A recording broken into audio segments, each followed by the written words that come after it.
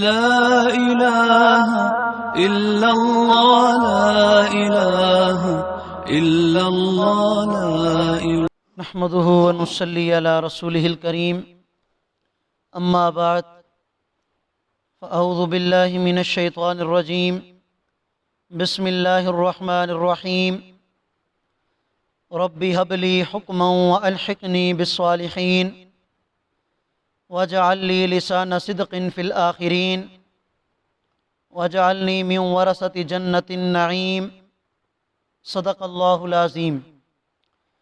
سورۃ الشعراء کی آیت نمبر 83، 84 اور 85 آپ حضرات کے سامنے تلاوت کی ہیں۔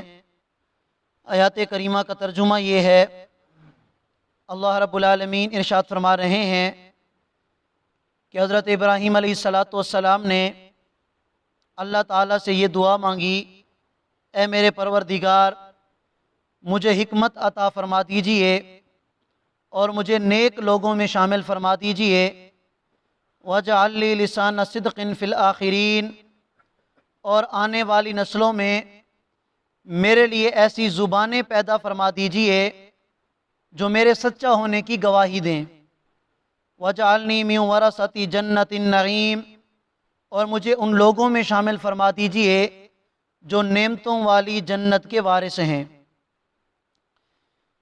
حضرت ابراہیم علیہ السلام کا تذکرہ چل رہا تھا کہ یہاں اللہ رب العالمین نے حضرت ابراہیم علیہ السلام کا جو قصہ ذکر فرمایا ہے، اس کا مقصد صرف اور صرف اتنا ہی ہے کہ ہر مسلمان کو اس بات سے سبق حاصل کرنا چاہیے کہ جن لوگوں نے وقت کے نبی کی بات کو مانا وہ دنیا آخرت میں کامیاب ہیں، اور جنہوں نے وقت کے نبی کی بات کو ٹھکرا دیا تو وہ دنیا آخرت میں ذلیل اور خوار ہو گئے۔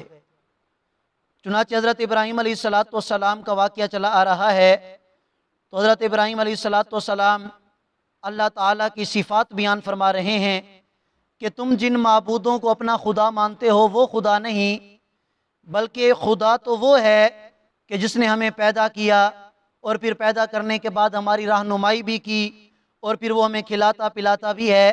تو مختلف صفات اللہ تعالیٰ کی ذکر کی گئی۔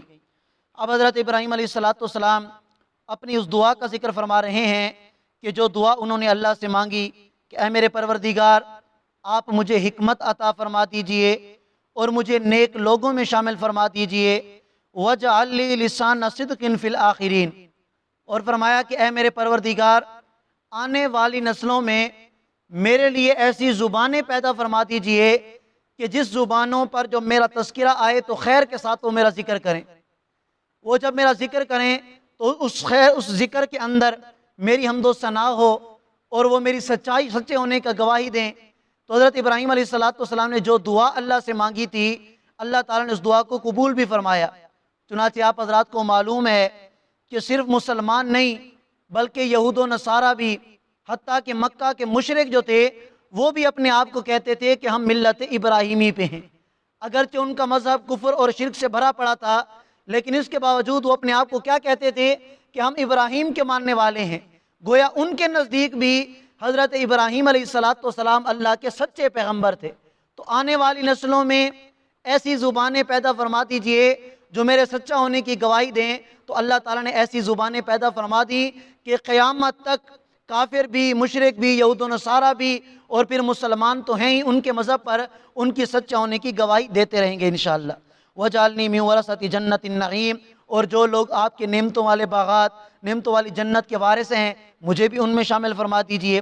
اور آگے دعا فرمائی وَاغْفِرْ لِأَبِي، اے میرے پروردگار میرے والد کی مغفرت فرما دیجئے۔ آپ حضرات کو یہ مسئلہ معلوم ہے، قرآن کریم میں اللہ نے یہ بات ذکر فرمائی کہ کافر اور مشرک کے لیے دعا کرنا جائز نہیں ہے۔ حضرت ابراہیم علیہ السلام نے اپنے والد کے لیے دعا کی، حالانکہ یہ مشرک تھے، تو اس کی وجہ یہ ہے سورہ توبہ میں اللہ نے خود ذکر فرما دیا کہ حضرت ابراہیم علیہ السلام نے یہ دعا پہلے کی تھی۔ جب حضرت ابراہیم کو اس بات کا پتہ چل گیا کہ اب میرا والد ایمان لانے والا نہیں ہے، اپنے شرک سے بیزاری، اپنے شرک سے توبہ کرنے والا نہیں ہے، تو پھر حضرت ابراہیم علیہ السلام نے دعا کرنے کو چھوڑ دیا۔ اور آگے فرمایا ولا تخزنی یوم یبعثون، اے میرے پروردگار اس دن مجھے رسوا نہ کر کہ جس دن لوگوں کو دوبارہ زندہ کیا جائے گا. یوم لا ینفع مال ولا بنون، وہ دن کہ جس دن نہ مال نفع دے گا اور نہ اولاد نفع دے گی. الا من اتى اللہ بقلب سلیم، سوائے اس شخص کے کہ جو قلب سلیم لے کے آئے گا، ایسا دل لے کے جو انسان اللہ کی بارگاہ میں جائے جو کفر سے پاک ہو، شرک سے پاک ہو، گناہوں سے پاک ہو. ایسا دل جب بندہ اللہ کے پاس لے کے جائے گا تو یہ کامیابی ہے. اولاد نہ کام آنی ہے، نہ مال کام آنا ہے، کہ جس کی خاطر آج دنیا میں ہم نے اللہ کو بلا رکھا ہے، اپنے پیارے حبیب کی سنتوں کو بلا رکھا ہے، یہ چیز کل کو ہمارے کام نہیں آنی. وَأُزْلِفَتِ الْجَنَّةُ لِلْمُتَّقِينَ، اور جنت متقی لوگوں کے قریب کر دی جائے گی، کیونکہ جنت اللہ نے بنائی متقی لوگوں کے لیے ہے. وَبُرِّزَتِ الْجَحِيمُ لِلْغَاوِينَ، اور جو گمراہ لوگ ہیں جہنم ان کے سامنے لائی جائے گی. وَقِيلَ لَهُمْ، اور ان گمراہ لوگوں کو کہا جائے گا أَيْنَ مَا كُنْتُمْ تَعْبُدُونَ، وہ کہاں ہیں جن کی تم عبادت کیا کرتے تھے، من دون اللہ، اللہ کو چھوڑ کر. هَلْ يَنْصُرُونَكُمْ، آج قیامت کے دن وہ تمہاری مدد کریں گے. او ینتصرون، یا وہ اپنا بچاؤ کر سکیں گے. تمہاری مدد کرنا تو دور کی بات، کیا آج وہ اپنے آپ کو بچا سکیں گے کہ جنہوں نے دنیا میں خدا ہونے کا دعویٰ کیا تھا، اپنے آپ کو جو رب کہا کرتے تھے، لوگوں کو اپنی عبادت کروایا کرتے تھے، کیا وہ اپنے آپ کو آج بچا سکیں گے؟ فَكُبْكِبُوا فِيهَا هُمْ وَالْغَاوُونَ، اللہ فرماتے ہیں ان معبودوں کو جو اپنی عبادت کروایا کرتے تھے اور ان کی عبادت کرنے والے دونوں کو اوندے منہ جہنم کے اندر ڈال دیا جائے گا. وَجُنُودُ إِبْلِيسَ أَجْمَعُونَ، اور ابلیس کے سارے لشکروں کو بھی جہنم کے اندر ڈال دیا جائے گا. قَالُوا وَهُمْ فِيهَا يَخْتَصِمُونَ، اور وہ کہیں گے، کون؟ یعنی یہ مشرک لوگ اپنے معبودوں سے جھگڑا کریں گے جہنم میں اور کہیں گے کیا؟ تَاللَّهِ إِن كُنَّا لَفِي ضَلَالٍ مُبِينٍ، اللہ کی قسم ہم تو واضح گمراہی میں پڑے ہوئے تھے.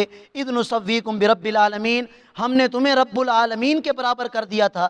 وَمَا أَضَلَّنَا إِلَّا الْمُجْرِمُونَ، اور ہمیں تو گمراہ کس نے کیا؟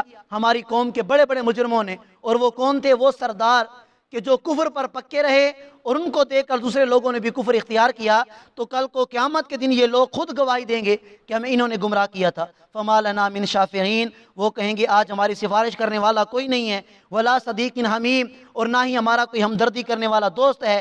اس وقت کہیں گے فَلَوْ أَنَّ لَنَا كَرَّةً فَنَكُونَ مِنَ الْمُؤْمِنِينَ، کاش کہ اللہ ہمیں دنیا میں واپس لوٹا دے. فَنَكُونَ مِنَ الْمُؤْمِنِينَ، تو ہم بھی اللہ کی ذات پر ایمان لے آتے.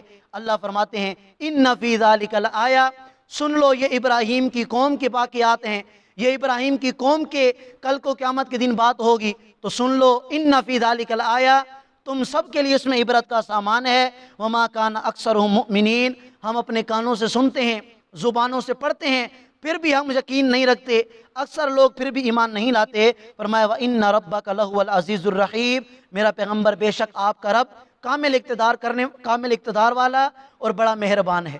تو یہ واقعہ بھی اس کے آخر میں بھی اللہ نے یہی بات ارشاد فرمائی کہ اس واقعے میں بھی آپ کے لیے کیا ہے؟ عبرت کا سامان ہے. ہم سب مسلمان ہیں، قیامت تک کے لیے یہ قرآن ہمارا رہنما ہے. گزشتہ امتوں کے واقعات کا مقصد صرف اتنا ہے کہ ہم اس سے یہ سبق حاصل کریں کہ جنہوں نے اپنے نبی کی بات مانی وہ کامیاب، اور جنہوں نے اپنے وقت کے نبی کی بات کو نہ مانا وہ دنیا آخرت میں ناکام ہے. اللہ ہم سب کو قرآن و سنت پر عمل کرنے کی توفیق عطا فرمائے. جزاکم اللہ.